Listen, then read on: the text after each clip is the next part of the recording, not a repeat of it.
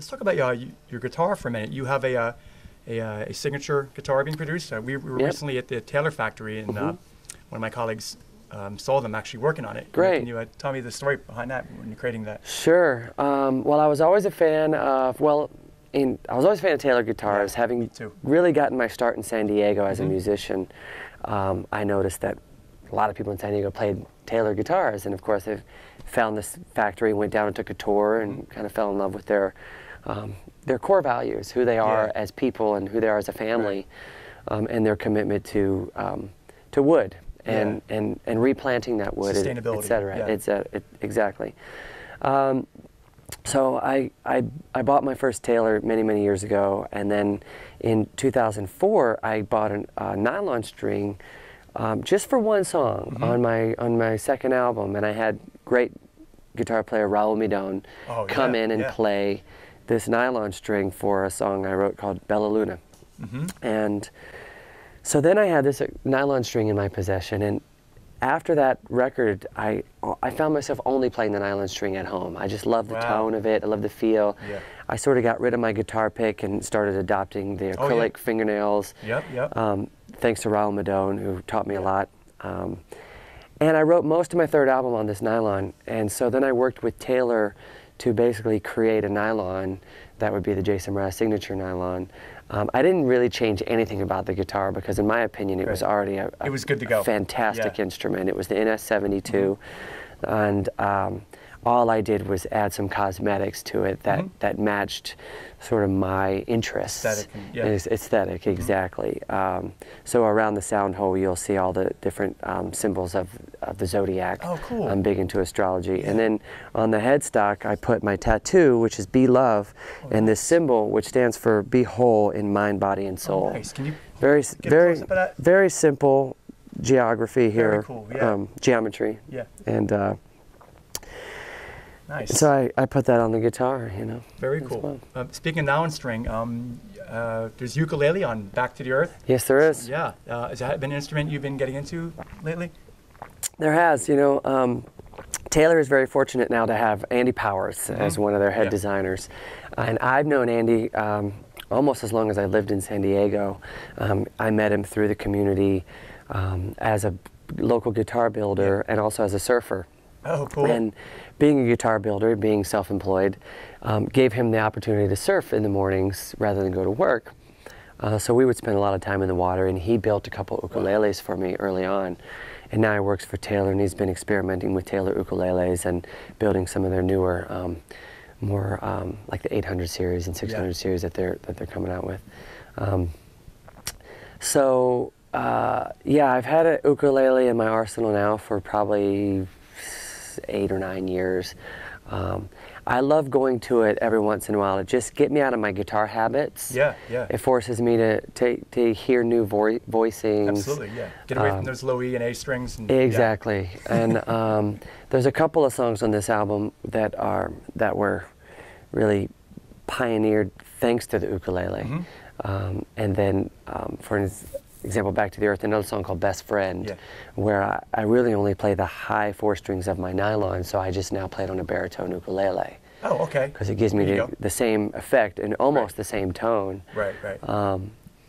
But when you only have the 4 strings, I can really focus on making those 4 strings sound great, whereas when I have 6 strings, like, okay, am I going to have a droning string, or am I going to have to really think about putting my grip on everything? So sometimes less is more. Exactly. That's a perfect example of that. Definitely. Does the song Back to the Earth have anything to do with the fact that you're an avocado farmer? Definitely. I don't think I would have written that song had I not had my own practice of, checking in on my garden and turning off my phone and really just putting my hands in the dirt, and how healing that is. Absolutely.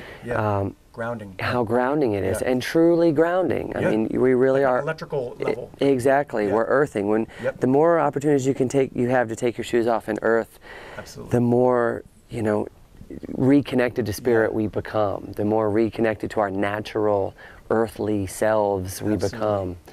And so that song, again, it wasn't a forced thing. It wasn't like I want to write a song about my gardening. It happened. The girls we'd all gone on a long hike, about a 9-hour hike, We were actually in Hawaii. We decided we'd stop writing locally and we would take a trip, see what happened.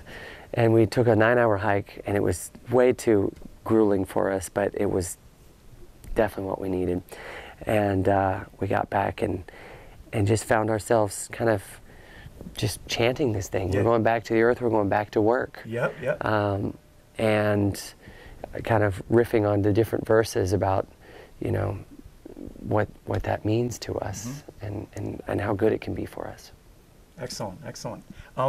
You have other guitars you use on tour or on the record? Oh yeah. Well, on tour, I have about 12 Taylors that I take out, and that's thanks to Taylor. Yeah. They've really given me the opportunity to explore tones and sounds and the different opportunities in sound that each song, you know, requires.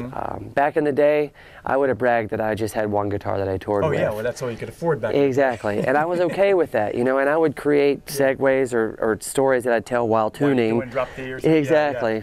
But now, thanks to my amazing guitar tech, Adam O'Toole, and Tim Godwin and Andy Powers at Taylor, they've outfitted me with an amazing set of guitars, from a variety of nylons to a variety of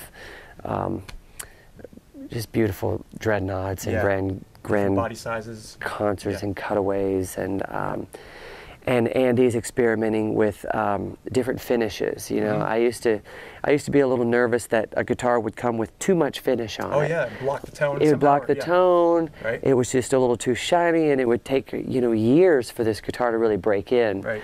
And so they're really doing some fantastic things with new guitars these days that are instantly playable and instantly just recognizable as an authentic sound. Yeah. And that's what I like about Taylor too, is as a stage guitar, they're consistent, and they really create a great guitar sound on stage. Yeah. When I'm in the studio, I will get a little more adventurous, and I've sought out vintage guitars for different sounds, having played vintage Martins in the past. One of my songwriting partners is a fellow named Michael Natter, and he's in his 60s, and he plays an old D something or other. No, he bought it in the store in the 1960s, off the shelf, and it's been his guitar ever since. So when lucky find. Yeah, so when you play this thing that's 50-some years old now, I mean, it is just awesome. The action on it's really low, so everything's real easy to play, and it's right there. It's right there. I mean, so then I got really interested in vintage guitars. So I found a 55 Martin that I really like, that I only use in studio. But the real gem that I think I found is a company called Rockbridge in Virginia. Oh, okay. And there are a couple of brothers that make guitars locally in Virginia. They only make a handful a year. But they made a couple of Rockbridges that they loaned me for my Love is a Four-Letter Word album. And the tone was extraordinary. And a lot of the engineers came into the room and were like, "What are you playing? Is that a vintage Gibson? What is that?" It's like, "No, it's a Rockbridge. I think it was made only a couple of years ago." Wow. And when it was given to me, the strings hadn't been changed for 2 or 3 years. And I fell in love with the guitar, and I said, "Will you please make me one like this?" And they were so sweet. They said, "You know, we worry about making you one because you're going to want it to sound like this one. We'll sell you this one." Oh, okay. I'm like, "Yeah, that's great. That's the one I want." That's the one I wanted. So they were really great. I still had others made, but I got this one, and I still haven't changed the strings on it. Oh, wow. And I recorded this whole album with it. Do you clean them or like rub it No, down? because I'm nervous. I don't even do alternate tunings with this thing because I don't want to break it. Yeah. But I will do down to low D on the low string. That's safe. But I won't change the G string or the B string or anything like that. But you know, I've recorded 2 albums now on the same set of strings, and they had even had it for a few years. Yeah. So you know, it's a beautiful guitar. They call it a mahogany dreadnought or a mahogany slope. That's what's in their line of guitars, and they really do some beautiful work, not just in, you know, the structure and the scalloping inside, but also in their inlay, if you're into that sort of thing. you know, it's always nice to have some beauty or some customization to your guitar. The vibe. Yeah, the guitar should be gorgeous to look at too. Yeah,